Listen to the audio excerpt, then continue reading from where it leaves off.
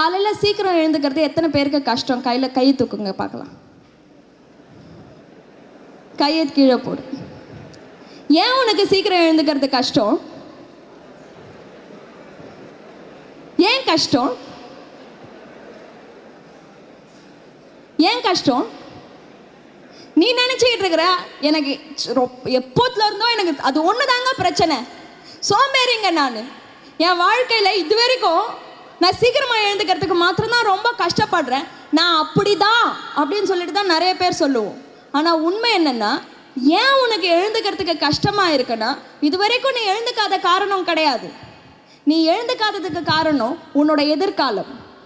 ஒரு எக்ஸாம்பிள், உங்கள் ஸ்கூலில் சொல்கிறாங்க, கண்ணா அடுத்த செவ்வாய்க்கிழமை நம்ம எல்லாருமே எக்ஸ்கர்ஷன் போகிறோம் சென்னைக்கு, எல்லாரும் 4 மணிக்கு ஸ்கூலுக்கு வந்துடுங்கன்றாங்க. உனக்கு எழுந்துக்கிறதுக்கு அன்றைக்கி கஷ்டமாக இருக்கும்.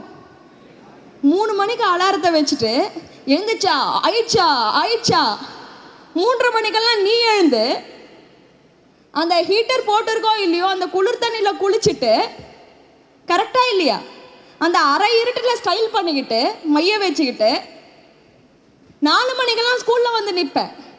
அவ்வளோ நாள் உனக்கு எழுந்துக்கிறதுக்கு கஷ்டமாக இருந்த உனக்கு அன்னைக்கு ஏன் கஷ்டமாக இல்லை?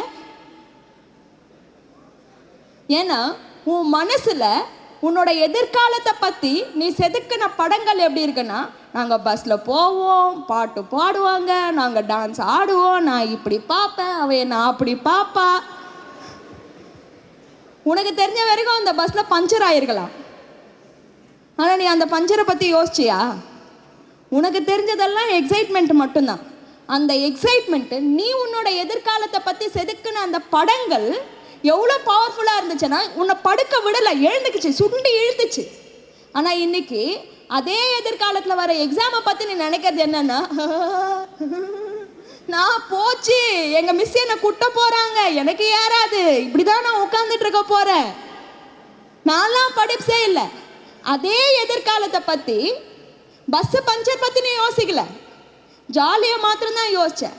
அதே மாதிரியே எதிர்காலத்தை பற்றி நினைக்கிறப்போ, போர்டு எக்ஸாம்ஸை பற்றி நினைக்கிறப்போ, 12th பற்றி நினைக்கிறப்போ நெகட்டிவான படங்களை பார்க்காத, உன்னால் எதுவும் முடியாதுன்னு பார்க்காத.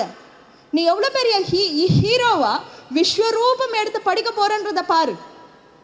உன் ஃப்ரெண்ட்ஸ் எல்லாம் மச்சான் திருந்துட்டியா அப்படின்னு சொல்லிட்டு கேட்குறத பாரு. உன் ஜாகிரஃபி டீச்சர், ஜாகிரஃபி என்ன பாருங்க, உங்கள் சயின்ஸ் டீச்சர் வந்து இந்த வருஷம் இந்த கிளாஸில் நான் இது வரைக்கும் எதிர்பாராத ஒரு பையன் டாப் மார்க் வாங்கிட்டான், கண்ணா உன்னை பார்த்து நான் இம்ப்ரெஸ் ஆகிட்டேன்னு சொல்கிறத பாரு. ஆட்டோமேட்டிக்காக